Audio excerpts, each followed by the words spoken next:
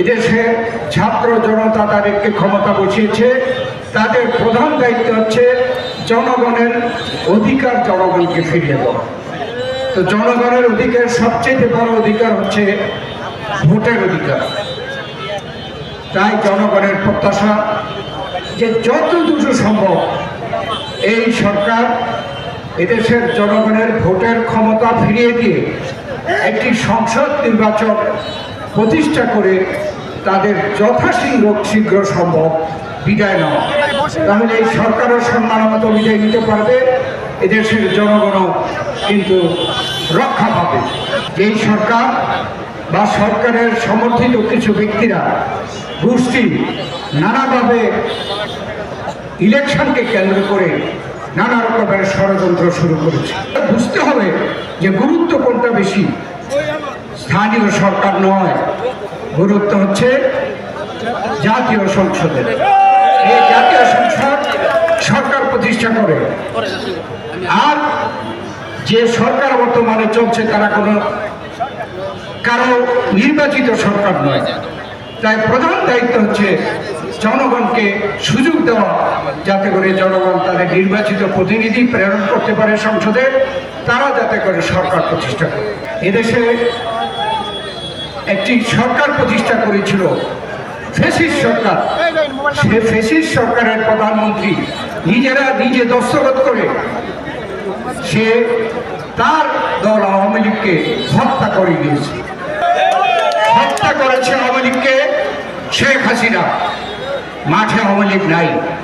এখন যদি নির্বাচন হয় তাহলে জনগণের একমাত্র বিকল্প হচ্ছে বাংলাদেশ জাতীয়তাবাদী দল।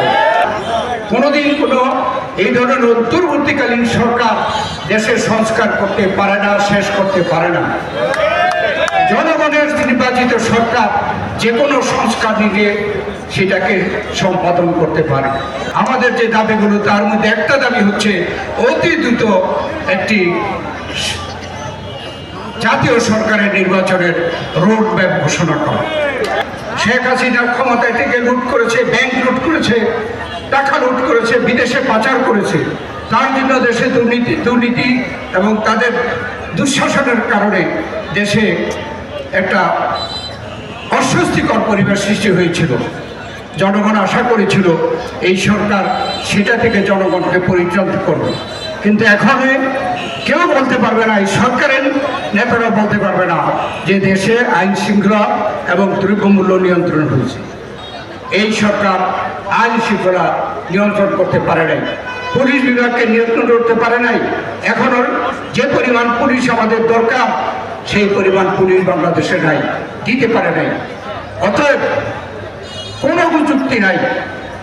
একটা চুক্তি হচ্ছে জাতীয় সংসদ নির্বাচন, তার মাধ্যমে জনগণ তাদের সরকার প্রতিষ্ঠা করবে এবং যত সংকট আছে সেই সরকার ইনশাল্লাহ এদেশে বাস্তবায়ন করবে। একটা শুধু অনুরোধ, যে এখনো কিন্তু আমরা ক্ষমতায় বসি নাই। অনেকে মনে করেন আমরা বোধহয় ক্ষমতায় বসে গেছি। তাই আওয়ামী লীগ স্বৈরাচারী ফ্যাসিস্ট সরকারের অধীনে যে সকল অপকর্মগুলো করেছে, অনেকে কিন্তু আমাদের বর্তমানে সেসব অপকর্ম করতে চান। দয়া করে তা থেকে বিরত থাকবেন, কেন যাতে জনগণ আগামী নির্বাচনে বলতে না পারে যে আওয়ামী লীগ আগে জোর করে ক্ষমতায় থেকে এইসব দুষ্কর্ম করেছে, আপনারা আবার করছেন, ক্ষমতায় আসলে আবার কি জানি করেন। এই কথা যেন বলতে না পারে।